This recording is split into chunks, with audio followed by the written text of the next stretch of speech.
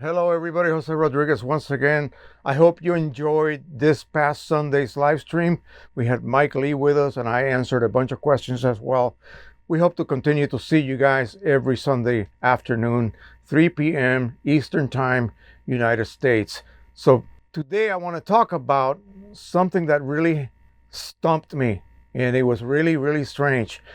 All you guys that have Windows 10 computers, you must be aware there was a huge update just recently. And of course, it also came down automatically for me during the night. My wife's computer was rebooted. My computer had rebooted as well. And I thought nothing of it. Everything seemed to be working fine. Remember, I have 17 printers installed at this point. And I decided to do a video concerning the Pro-1000 and this gorgeous system that we are running with right here. And I tried to print something and it began to print.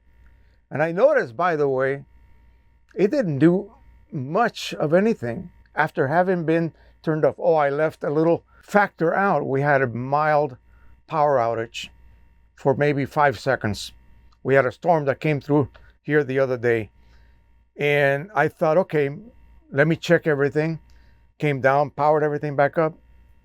This didn't really do a cleaning cycle. And I'm going like, that's weird. I like that, but I thought it was weird. So then I prepared some jobs and I decided to start printing. And to my surprise, nothing happened. The paper advanced about 1/2 inch. It loaded and the print head just parked itself to the right and did nothing for the next half hour. And I thought, that's weird. Powered it back off. Powered it back on again. No cleaning cycle. What's going on? Well, long story short, after hours and hours of screwing around with this and, well, saying a few expletives, I decided, okay, fine. I'm going to reboot my computer and I'm going to remove the driver. I'm going to delete that printer. So I did that, downloaded the latest driver from Canon for the Pro-1000, installed it, and I decided at that point to install the wireless installation as well. Went ahead and did that on the screen, and you have to enter your passwords for your Wi-Fi, and then I went ahead and clicked OK, and it installed it. And I've been thinking, okay, let me try to see if I can actually print anything. Let's see if it'll print anything at all. So I decided to do a test print directly from the screen, and it did it. So again, I was feeling pretty good at that point. I went over to my computer, opened up Qimage and loaded an image, made it 13 by 19. And sure enough, it printed it fully. And so again, I'm still scratching my head as to what happened. I just did this one a few seconds ago and printed beautifully. And again, the whole idea was to continue daily to test this basically by running prints like this. I have a brand new box of paper, 50 sheets. I want to do it like 50 13 by 19s, well, nearly. And begin to monitor the system once a cartridge reaches a certain volume, which is around 20 ml from empty. One of these lights will turn on, and the corresponding matching light should turn off. Everything worked before, and I think it was the update.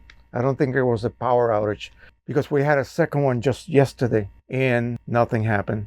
I turned it back on, and today I was able to print that particular image right here. So keep that in mind. I just got a question on my YouTube channel comment section.